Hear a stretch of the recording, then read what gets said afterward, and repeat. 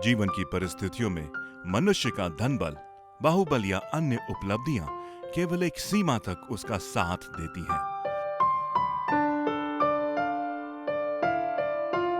परंतु जब उसका विश्वास तथा आज्ञाकारिता परमेश्वर की विश्वसनीयता के साथ जुड़ जाती हैं, तो आश्चर्य कर्म होने लग जाते हैं।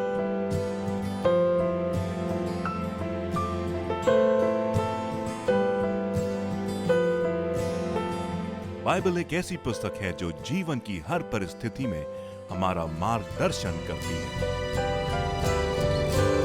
बाइबल क्या कहती है?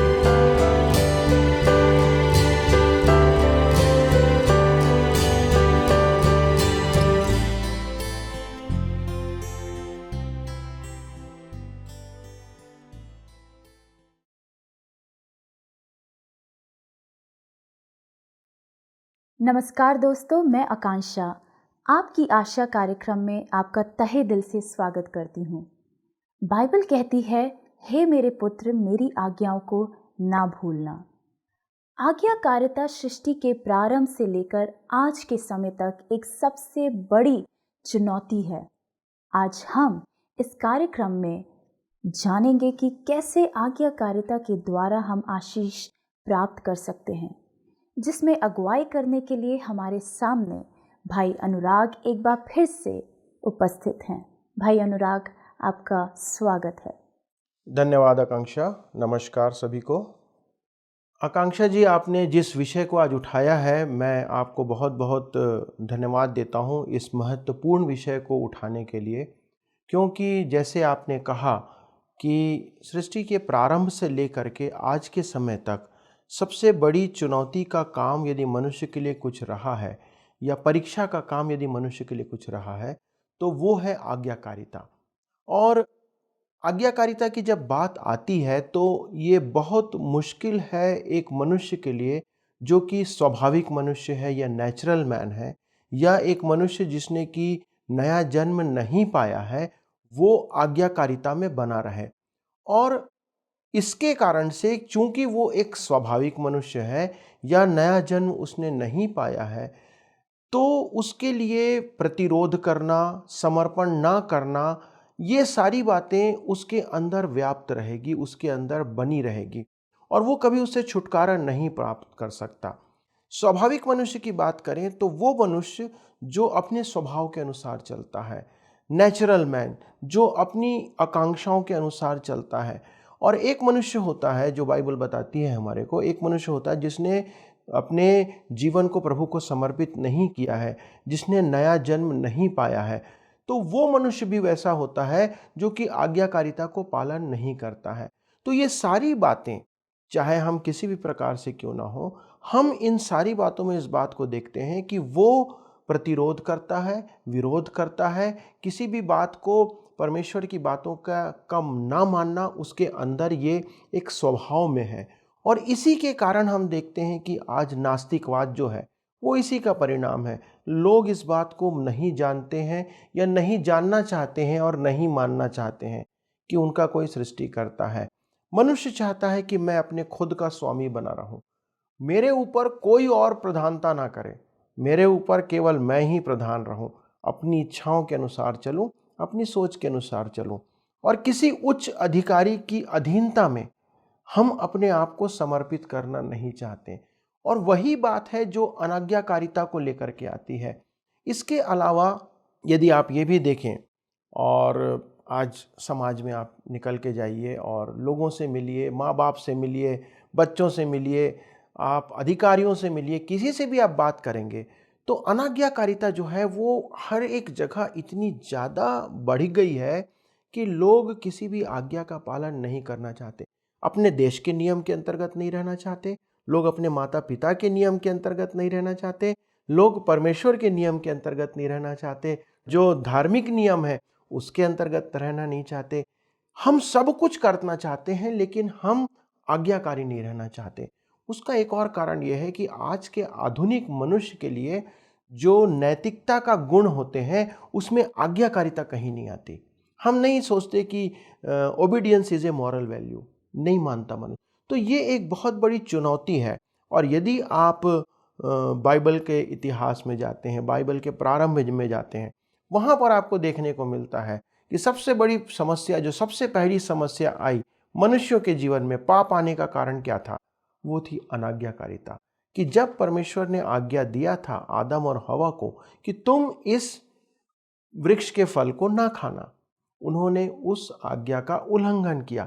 और अनाज्ञाकारिता है जो कि मनुष्य के जीवन के अंदर उस पाप को लेकर के आई, और आज मनुष्य उसी कारण से पाप के अंदर बसा हुआ है, या पाप मनुष्य के अंदर बसा हुआ है, मनुष्य के जीवन में पाप भरा हुआ है। तो ये बात है जो कि हमको समझ आती है अनाज्ञाकारिता के विषय में। लेकिन यदि हम मनुष्य के इतिहास को देखें तो बाइबल इस बात को स्पष्ट रूप से बताती है और हमें प्रकट करती है। एक मनुष्य ऐसा पैदा हुआ इस संसार के अंदर जो पूरा परमेश्वर था और जो पूरा मनुष्य था। उस मनुष्य ने अपने जीवन में आज्ञाकारिता को पूरा किया, जिसका नाम है यीशु मसीह, जो कि इज़राइल में पैदा हुआ, बैतलहम में जिसका जन्म हुआ। उसने मनुष्य के जीवन को प्राप्त करने से लेकर के अपने जीवन के अंतिम पड़ाव तक आज्ञाकारिता को निभाया, चाहे वो समाज का नियम हो, संसार का नियम हो, और देश का नियम हो, माता पिता का नियम हो, या परमेश्वर का नियम हो। सारी आज्ञाओं के प्रति वो आज्ञाकारी रहा, और उसकी आज्ञाकारिता थी जिसके कारण से हम आशीषों को प्राप्त करते हैं। तो एक ऐसा मनुष्य हुआ जिसने आज्ञाकारिता को निभाया इस संसार में, और वो है प्रभु यीशु मसीह। तो भाई हमें ये बताइए कि यीशु मसीह किस तरीके से आज्ञाकारी रहे। यदि आप लूका 2 उसके 51 को देखते हैं तो वहाँ पर बताया गया है, लिखा हुआ है कि जब वह नासरत में आया तो अपने माता पिता के वश में रहा। अर्थात जो प्रारंभ का समय था उसमें उसने अपने माता पिता की अधीनता को स्वीकारा, उनकी आज्ञाकारिता में वो जीवन जीते रहा। उसके बाद जैसे ही वो थोड़ा बड़ा हुआ तो वो अपने जो धार्मिक उनकी जो नियमावली थी, उन नियम कानूनों के अंतर्गत रहा। प्रभु यीशु मसीह उन सारी आज्ञाओं को पालन करता रहा जो कि समाज के द्वारा से और जो धार्मिक नियमों और अगुओं के द्वारा से बनाई गई थी, माता पिता की आज्ञाएं थी, उसको वो आज्ञा को पालन करता रहा। यदि यूहन्ना 14 और 31 को देखेंगे तो वो परमेश्वर पिता की भी आज्ञा के अधीन रहा। जैसा पिता ने मुझे आज्ञा दी वैसा ही मैं करता हूँ। तो प्रभु यीशु मसीह इस बात को बार बार बताने का प्रयास करते हैं और अपने कथनों में ये कहते हैं कि जो पिता ने मुझे कहा मैं उन सब आज्ञाओं को पालन करता आ रहा हूँ और कर रहा हूँ। और यही बात हमको प्रभु यीशु मसीह के जीवन में अद्भुत देखने को मिलती है कि वो हर एक बात में आज्ञाकारी रहा। यदि हम इस बात को बाइबल में पढ़ते हैं तो ये भी हमको समझ में आता है कि उसकी आज्ञाकारिता इस स्तर तक रही कि उसने अपने स्वर्ग के राज्य को छोड़ दिया। जो स्वयं परमेश्वर था, परमेश्वर का प्रतिरूप था, उसने मनुष्य रूप धारण कर लिया। उस पाप का क्षमा मनुष्यों को तक लाने के लिए वो आज्ञाकारी बना, परमेश्वर की आज्ञा की, और वो मनुष्य रूप धारण करके इस पृथ्वी पर आया। तो प्रभु यीशु मसीह आज्ञाकारी रहा। ये एक बहुत महत्वपूर्ण बात है जो प्रभु यीशु मसीह के जीवन में हम देखते हैं, और परमेश्वर हमसे यही चाहता है।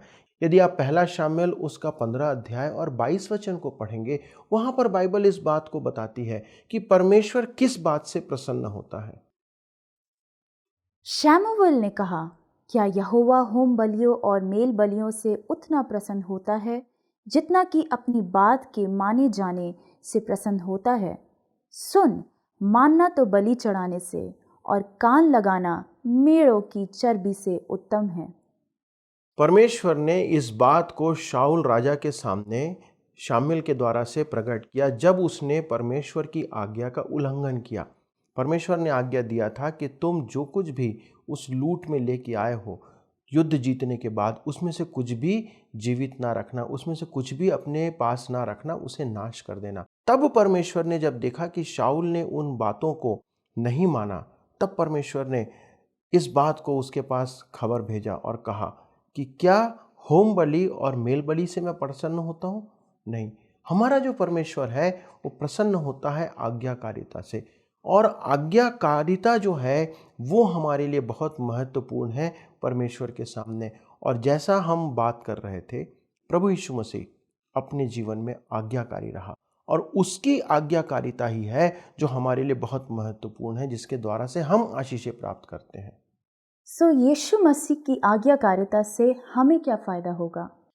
देखिए, आज यदि हम परमेश्वर के सामने खड़े होने के योग्य ठहरते हैं, या हम हियाव कर सकते हैं, या परमेश्वर के सामने जाने की हम हिम्मत कर सकते हैं, तो उसका केवल एक कारण है कि प्रभु यीशु मसीह की आज्ञाकारिता ही है जिसने हमें धर्मी ठहराया। बाइबल इस बात को बताती है रोमी 5 और उसका 19 में कि उसकी धार्मिकता हम में साँटी गई है उसके आज्ञाकारिता के कारण से। जैसा लिखा हुआ है कि जिस प्रकार एक व्यक्ति के, एक मनुष्य के आज्ञा ना मानने से पाप संसार में आया, उसी प्रकार एक मनुष्य के आज्ञा पालन के द्वारा से हमारे पाप क्षमा किए गए या हमारे को धार्मिकता दी गई। तो ये कौन है एक व्यक्ति? वो है प्रभु यीशु मसीह। जब प्रभु यीशु मसीह आज्ञाकारी रहा और उसकी आज्ञाकारिता के कारण से वो धर्मी ठहरा और उसने अपनी धार्मिकता हमारे अंदर डाल दी, तो आज जब हम परमेश्वर के सामने खड़े होते हैं तो हमको ये आशीष परमेश्वर देता है कि हमारे अंदर वो आज्ञाकारिता नहीं है, हम आज भी अनाज्ञाकारी हैं, लेकिन उसकी धार्मिकता, किसकी? प्रभु यीशु मसीह की धार्मिकता हमारे अंदर डाली गई है। और ये हमारे लिए सुसमाचार है कि हम पापी होकर भी परमेश्वर के सामने धर्मी ठहराए गए हैं, धर्मी बने नहीं हैं। ये समझने की आवश्यकता है कि हमने कोई धर्म का काम नहीं किया है, हमारे पाप जो हैं परमेश्वर ने क्षमा किया प्रभु यीशु मसीह की आज्ञाकारिता से। और ये है एक अद्भुत बात हमारे जीवन में। तो जब प्रभु यीशु मसीह आज्ञाकारी रहे, हम उसके सामने निर्दोष ठहराए जाते हैं। हम परमेश्वर के सामने निर्दोष ठहरते हैं, किसके कारण? प्रभु यीशु मसीह की आज्ञाकारिता से।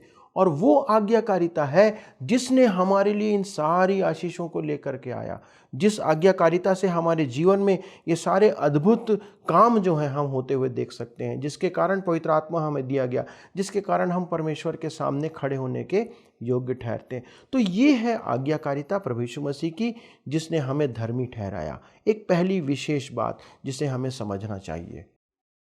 कौन सी बात आप बाइबल से बताना चाहेंगे इसी विषय को लेके? देखिए, बाइबल के अंदर और भी बहुत सी आज्ञाकारिता के उदाहरण हम देख सकते हैं।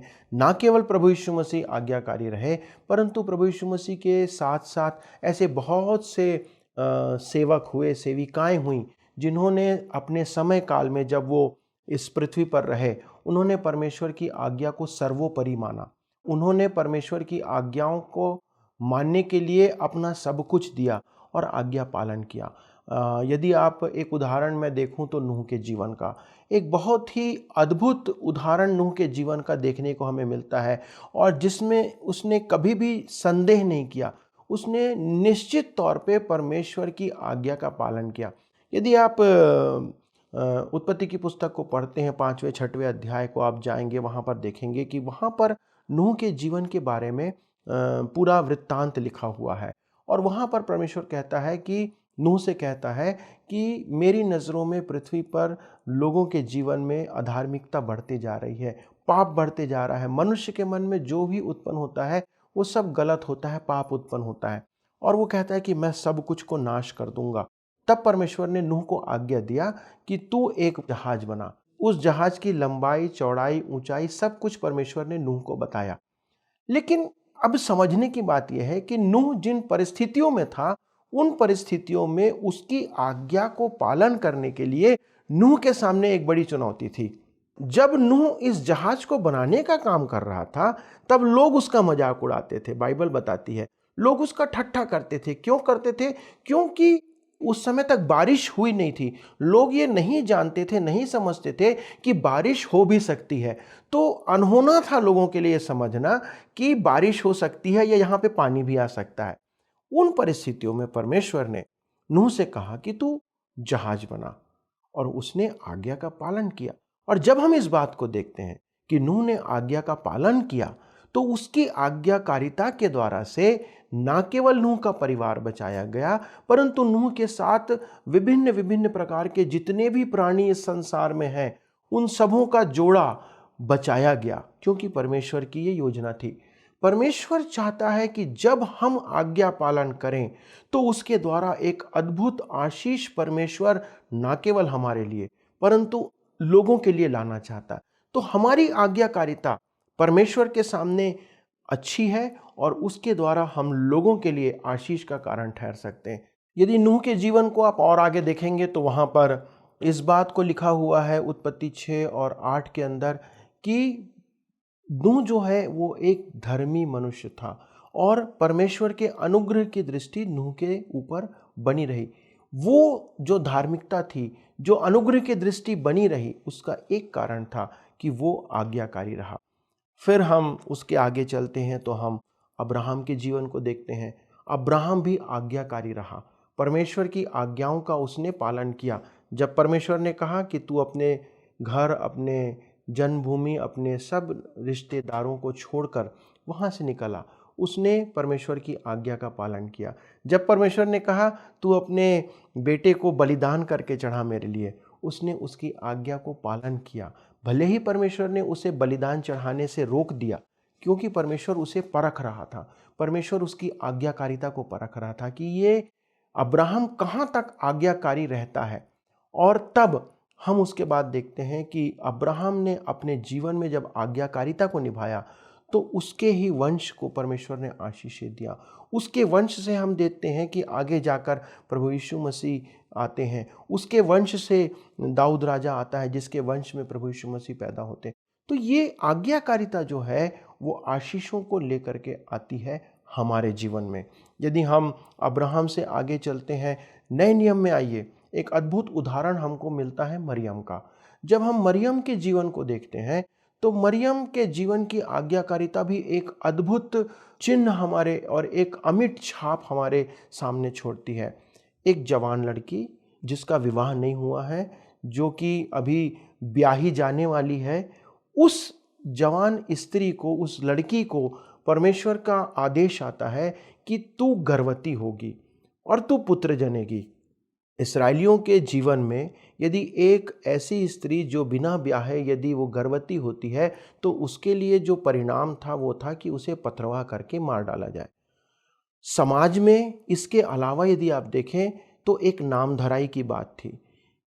एक स्त्री के लिए, इस बात के लिए आज भी यदि आप किसी से कहें तो हमारा समाज इतना आधुनिक होने के बावजूद भी कोई स्त्री इस बात के लिए शायद कभी तैयार नहीं होगी कि वो बिना ब्याहे एक बालक को उत्पन्न करे। बिल्कुल। उस परिस्थिति में, उस जमाने में मरियम ने प्रभु की आज्ञा को पालन किया और उसने अपने जीवन को, अपने शरीर को, अपने सब कुछ को उसने सौंप दिया कि वो परमेश्वर की आज्ञा का पालन करे।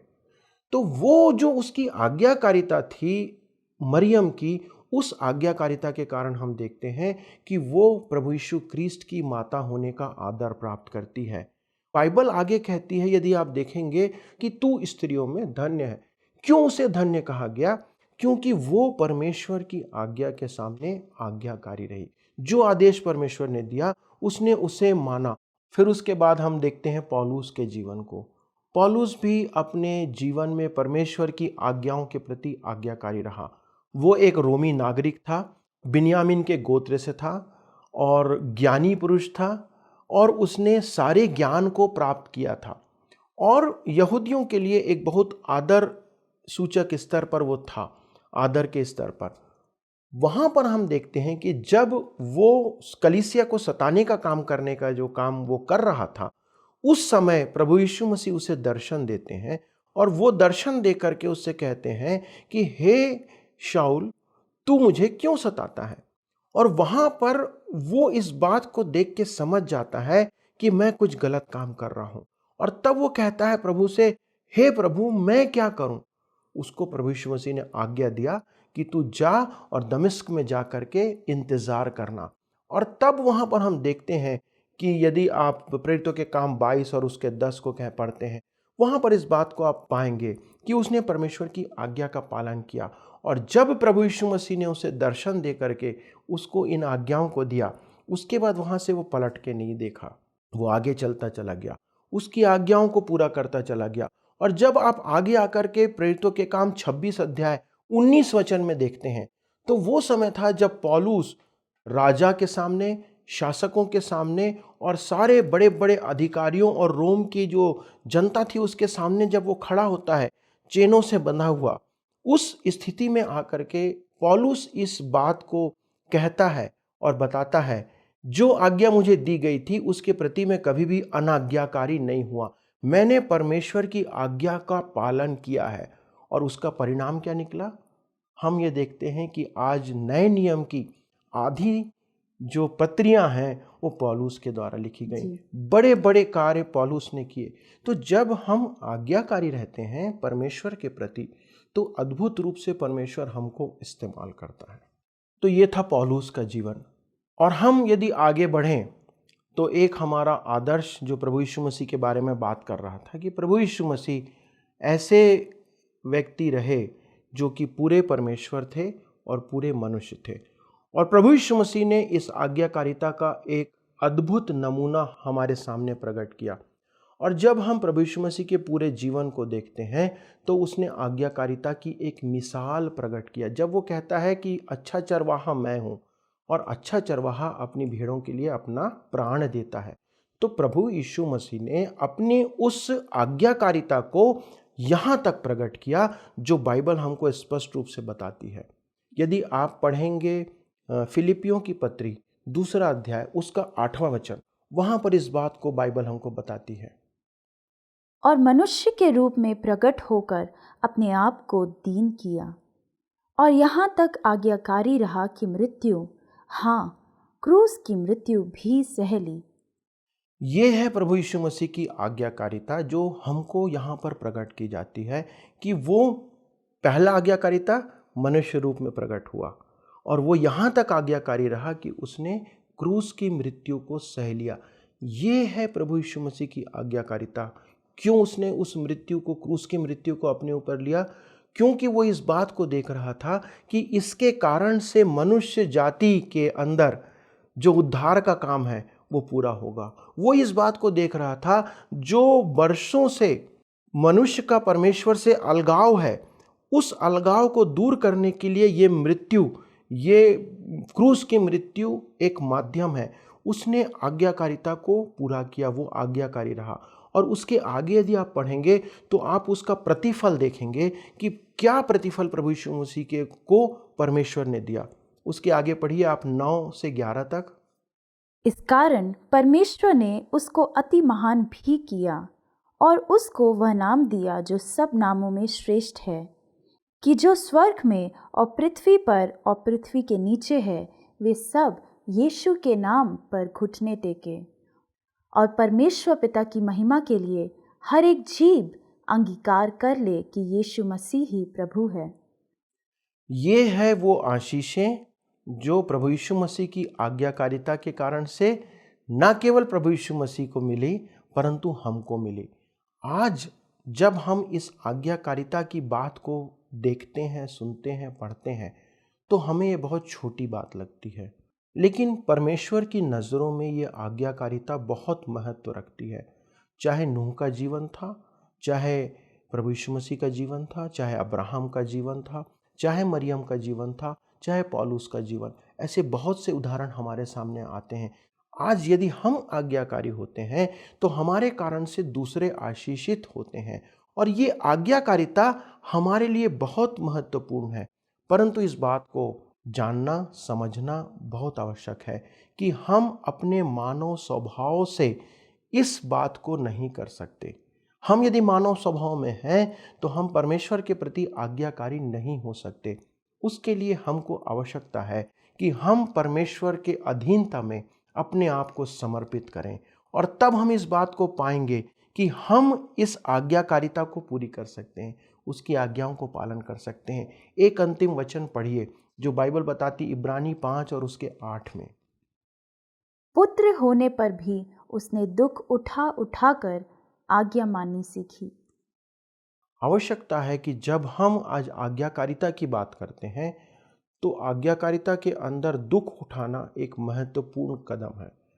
हम परमेश्वर की आज्ञाओं के प्रति कितनी आज्ञाकारिता है वो इस बात से प्रकट होता है कि क्या हम दूसरों के लिए, दूसरों की भलाई के लिए, दूसरों के जीवन को बचाए जाने के लिए, क्या हम आज आज्ञाकारी बनने के लिए तैयार हैं?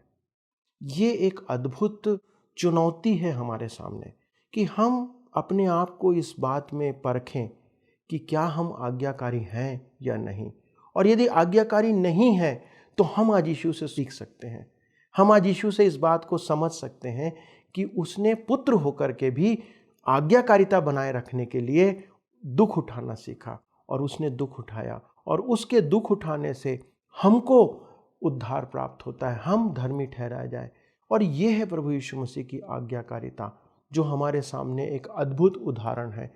पहले मनुष्य के द्वारा से अनाज्ञाकारिता के कारण पाप संसार में आया, लेकिन एक और मनुष्य है प्रभु यीशु मसीह, जिसकी आज्ञाकारिता से संसार में अनंत जीवन आया, परमेश्वर से मेल मिलाप हुआ।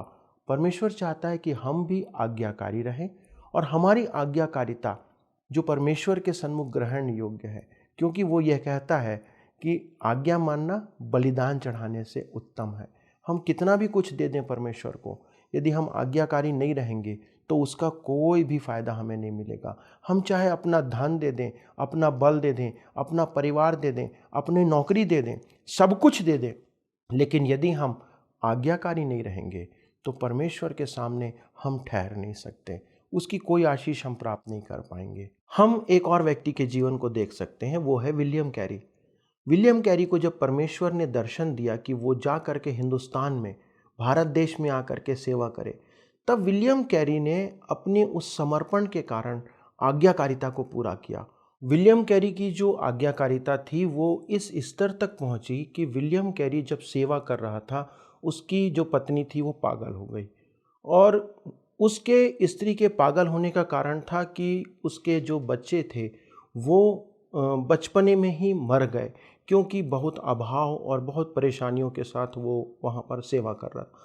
तो इन परिस्थितियों में हम देखते हैं कि विलियम कैरी ने उस सेवा को आगे बढ़ाया। किस कारण? क्योंकि वो परमेश्वर की आज्ञा के प्रति आज्ञाकारी रहा। ये है आज्ञाकारिता का परिणाम कि आज हम भारत के अंदर सेवा को देखते हैं, हम लोगों के जीवन को बदलते देखते हैं, इन वचनों को देखते हैं जो हमारे हाथों में है, जिसको उसने ट्रांसलेट किया, अनुवाद किया। यदि वो आज्ञाकारी नहीं रहता तो आज शायद हम मसीही कहलाने के काबिल नहीं ठहरते। यदि हम आइडा स्कूडर को जब देखते हैं, वो यदि आज्ञाकारी नहीं रहती और वो अपने देश को छोड़ करके भारत नहीं आती और आकर के वेलोर में एक मिशन हॉस्पिटल की स्थापना नहीं करती, तो हमारे पास ऐसे मिशन हॉस्पिटल नहीं होते जहाँ पर आज बहुत से लोग इलाज प्राप्त करते हैं, जहाँ पर बहुत से लोगों के जीवन को बचाया जा रहा है। तो ऐसे बहुत से लोग हैं जिन्होंने आज भी आज्ञाकारिता को निभाया, परमेश्वर की आज्ञा का पालन किया, और उनके जीवन से हम आशीषों को प्राप्त कर रहे हैं। लेकिन हमारे सामने एक चुनौती ये है कि क्या हम आज्ञाकारी रहकर दूसरों के लिए आशीष लाना चाहते हैं। आज हम इस बात के लिए यदि एक समर्पण करते हैं कि हम परमेश्वर की इन आज्ञाओं के प्रति आज्ञाकारी रहेंगे और जो परमेश्वर हमसे चाहता है उसे पूरा करेंगे, तो निश्चित तौर पे आने वाले समय में हम परमेश्वर की आशीषों को इस देश में अपने आसपास फलते फूलते देखने पाएंगे। बहुत बहुत शुक्रिया भाई कि आपने इतनी गहराई से और गंभीरता से हमें परमेश्वर के वचन का सामना कराया है। और मैं प्रार्थना करूंगी लोगों के लिए, हम सभी के लिए, कि हमारे अंदर परमेश्वर वो ही आज्ञाकारिता को दे कि हमारा जीवन लोगों के लिए आशीषमय हो। प्रिय दर्शकों, मैं विश्वास करती हूँ कि आप आज के कार्यक्रम से आशीष पाए होंगे। अगर आप इस विषय में अधिक जानकारी को प्राप्त करना चाहते हैं तो हमें नीचे दिए गए नंबर पर संपर्क करें। अगले कार्यक्रम में आपसे फिर मुलाकात होगी। तब तक के लिए नमस्कार।